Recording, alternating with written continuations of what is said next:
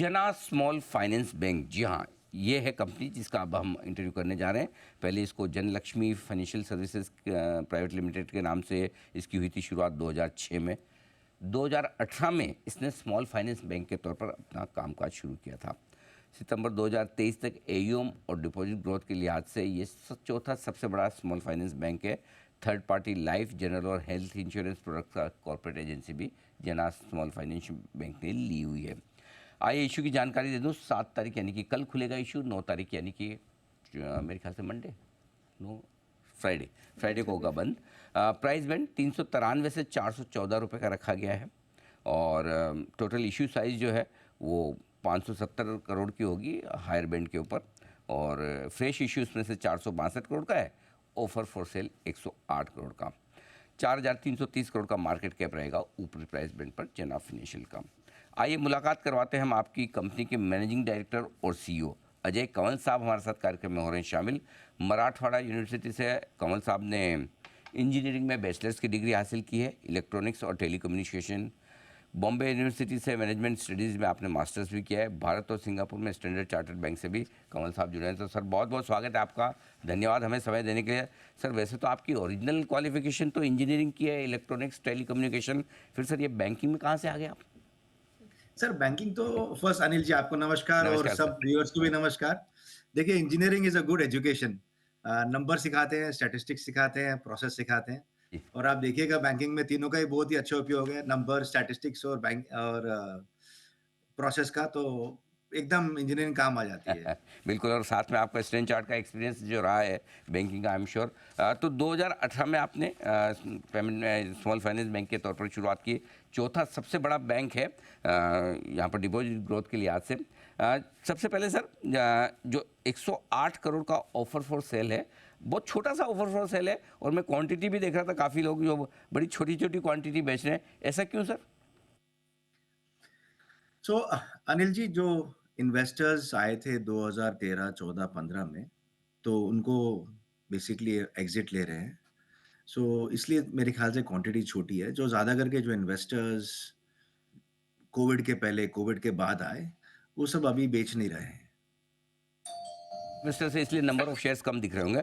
ठीक बात है। अच्छा सर, जो इश्यू से 462 करोड़ रुपए आपको आने वाले हैं कंपनी को, उसका इस्तेमाल कैसे होगा? सो अनिल जी देखिए, जना का जो ग्रोथ रेट है, वो बहुत ही अच्छा है और स्ट्रॉन्ग है। हमारा year on year growth rate 40% रहा है, जो हमने सितंबर रिजल्ट्स में दिया है। सो ऑब्वियसली हम जो अपना कैपिटल आएगा, वो टियर 1 में जाएगा और हम उसको ग्रोथ के लिए यूज़ करेंगे। बात है।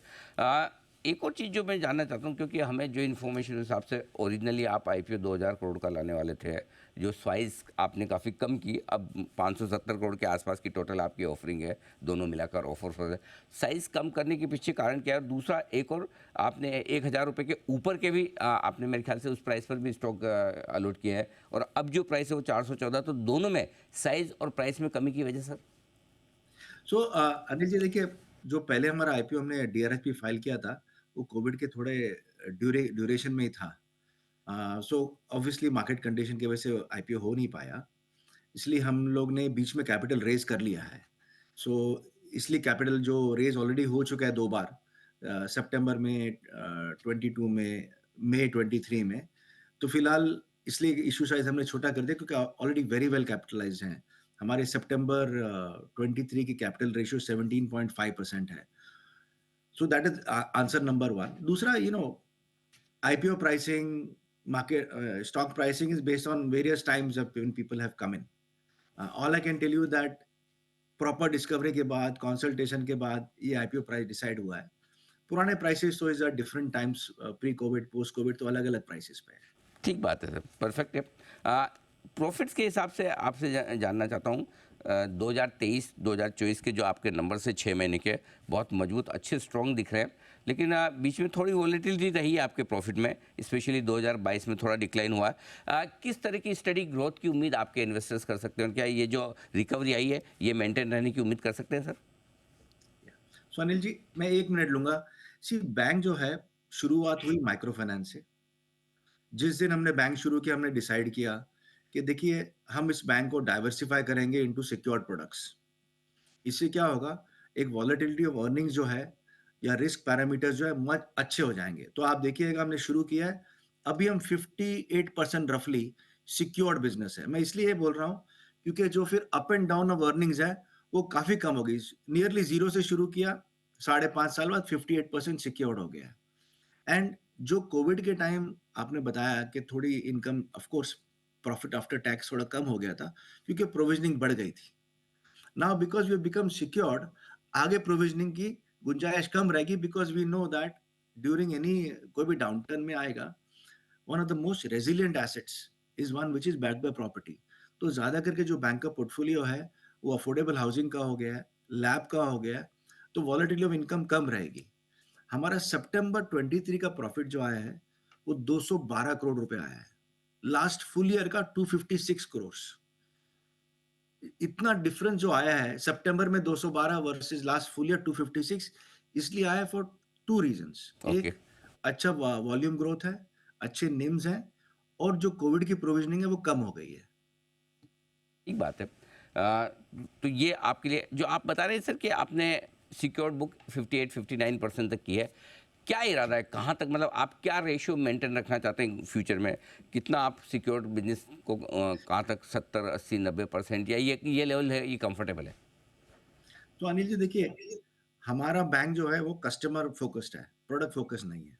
आज आप कस्टमर की बैलेंस शीट देखिए, सबसे बड़ा लोन क्या होगा? होम लोन होगा। अगर उसका घर होगा और बिज़नेस होगा तो लैप होगा, फिर कार लोन होगा, फिर टू व्हीलर लोन होगा। एक नॉर्मल कंज्यूमर का बैलेंस शीट जो है, वो 70 से 80% सिक्योर्ड होगा, फिर क्रेडिट कार्ड, पर्सनल लोन समझो 10-20% होना चाहिए। सो मेरा मानना है कि क्योंकि हम बिल्कुल कस्टमर फ़ोकस्ड हैं, जो बैंक का बैलेंस शीट भी है, वो कस्टमर का बैलेंस शीट का बिल्कुल मिरर इमेज होना चाहिए। और हम बिल्कुल उसी रास्ते पे निकल गए हैं फ्रॉम 2018 कि देखो हम कस्टमर को सर्व करेंगे, जो उसकी बैलेंस शीट है वो हमारे बैलेंस शीट में नज़र आना चाहिए। हम 58% पहुँच गए और ये हमारा साढ़े 5 साल का हार्ड वर्क है। ठीक बात है। I think second most important thing is कोई कस्टमर नहीं चाहता कि 4 डिफरेंट बैंक्स और एनबीएफसी में जाके वो सर्व करे। मतलब यहाँ से टू व्हीलर ले, वहाँ से होम लोन ले, कहीं और से पर्सनल लोन ले, यहाँ फिक्स्ड डिपॉज़िट रख दे। वो चाहता है कि एक जगह पे उसको सारा सम one stop shop bank of first choice. जो सेगमेंट में हम कैटर कर रहे हैं, वो basically middle end of India to bottom end of India. उनके लिए हम बना रहे हैं एक ऐसा बैंक जो बैंक ऑफ फर्स्ट चॉइस। मतलब जभी भी कस्टमर सोचे कि मुझे कुछ चाहिए, वो पहले जना बैंक आए और हम उसके लिए पूरा फ़ोकस और उसी तैयारी से रख रहे हैं। परफेक्ट है सर, बिल्कुल। ये एक चीज़ और जो मैं आपसे जानना चाहता हूँ, compare to small finance bank जितने भी हैं, उनमें आपकी थोड़ी सी क्रेडिट कॉस्ट हायर साइड पे और इसी वजह से शायद आपके नेट इंटरेस्ट मार्जिन्स भी थोड़े कंपैरेटिवली कम है। क्या वजह है और इसको इम्प्रूव करने का क्या प्लान है? सो देखिए फर्स्ट जो नेट एनपीए हमारा सितंबर का है वो 0.9% है और हमारा प्रोविजन कवरेज रेशियो अभी 65% है। सो जो कोविड की वजह से थोड़ा बढ़ गया था, वो मतलब पूरा प्रोविजन हो गया है, रिकवरीज हो गई हैं और जो नया लोन्स दिए गए पोस्ट कोविड, वो बहुत ही अच्छे परफॉर्म कर रहे हैं। सो जो पुराना चैलेंज था ड्यूरिंग कोविड, वो सारा खत्म। 0.9% net NPA, PCR at 65, book is very healthy and net interest margin आपने बात किया, तो अनिल जी मैं बता दूं 7.7% in March 23, September 23 it is 7.8 in spite of increase of cost of funds. So हमने कॉस्ट ऑफ फंड का जो इंक्रीज आया है उसको अब्सॉर्ब करते हुए नेट इंटरेस्ट मार्जिन हमारा 7.8 हो गया है। हुँ, सो हुँ। अब nothing for investors to think twice about. Okay.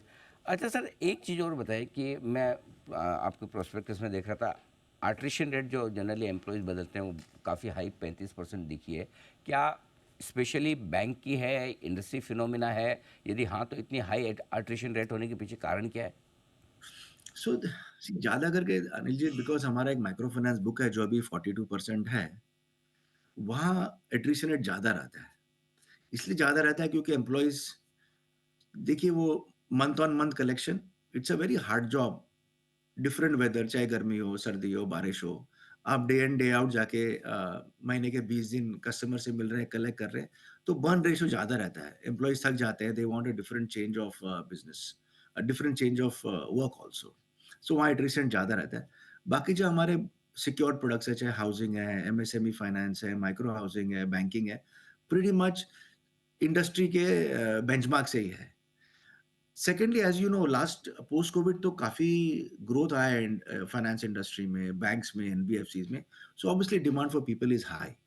हम पूरी कोशिश करते हैं एट्रिशन रेट कम करें, इस पे ध्यान रहता है।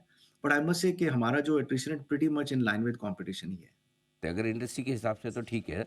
अच्छा सर, एक और मैं आपके रिस्क फैक्टर्स में देख रहा था, शायद कुछ पहले प्लेज थे वो छुड़वाए गए। अभी प्रमोटर ने कुछ स्टॉक कोई प्लेज रखा हुआ है? यदि हाँ तो क्या है, कितना है, किस वजह से सर?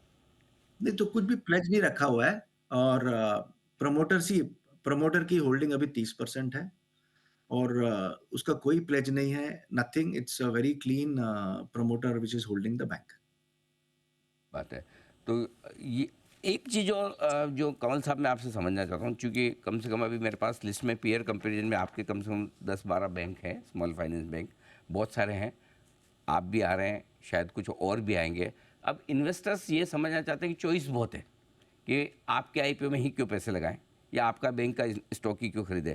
तो आप कैसे बेचेंगे अपने बैंक को? मतलब क्या क्या क्या खास है आप में कि मैं ये सोचूं कि मेरे पास कोई दूसरा स्मॉल फाइनेंस बैंक पोर्टफोलियो में है, वो बेच के मैं आपके आईपीओ में पैसा लगा लूं?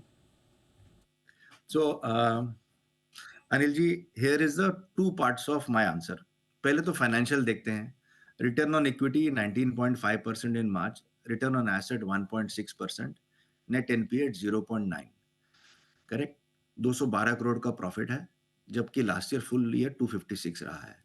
सो अगर आप नंबर्स देखें, profitably good, profitable, solid bank.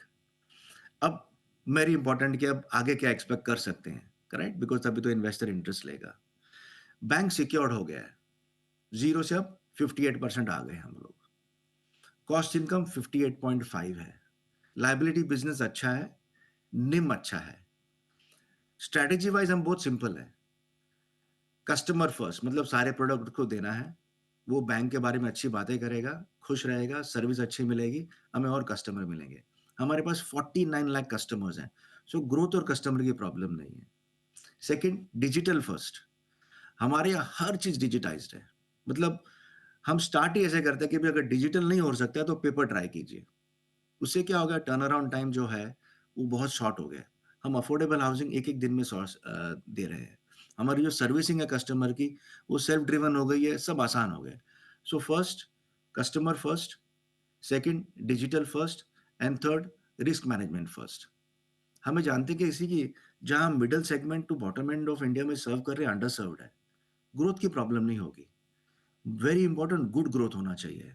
तो सारा ध्यान जो है पूरी मैनेजमेंट टीम का है, वो है कि कलेक्शंस अच्छा हो, कस्टमर अच्छी सोर्सिंग हो और हम अच्छे से उसको एक टारगेटेड फ़ोकस में मैनर में दिया जाए। सो मेरा यही रिक्वेस्ट रहेगा इन्वेस्टर्स से। नंबर्स सितंबर 23 के परफॉर्मेंस आपके सामने है। बैंक की स्ट्रैटेजी बहुत क्लियर है, secured, customer first, digital first and risk management first. बाकी फिर जो उनकी ब्लेसिंग मिल जाए तो वेलकम है। बिल्कुल सर, ज़रूर मिलेगी और हमारी शुभकामनाएं आपके साथ हैं। उम्मीद करते हैं कि आपके आईपीओ को अच्छा रेस्पॉन्स मिले। तो ये है 3 बेहतरीन स्ट्रेटेजी बताइए इन्वेस्टर्स के लिए कंवल साहब ने। बहुत बहुत धन्यवाद सर, हमें समय देने के लिए और अपने आईपीओ पर विस्तार से हमारे दर्शकों से बातचीत करने के लिए। Thank you so much sir.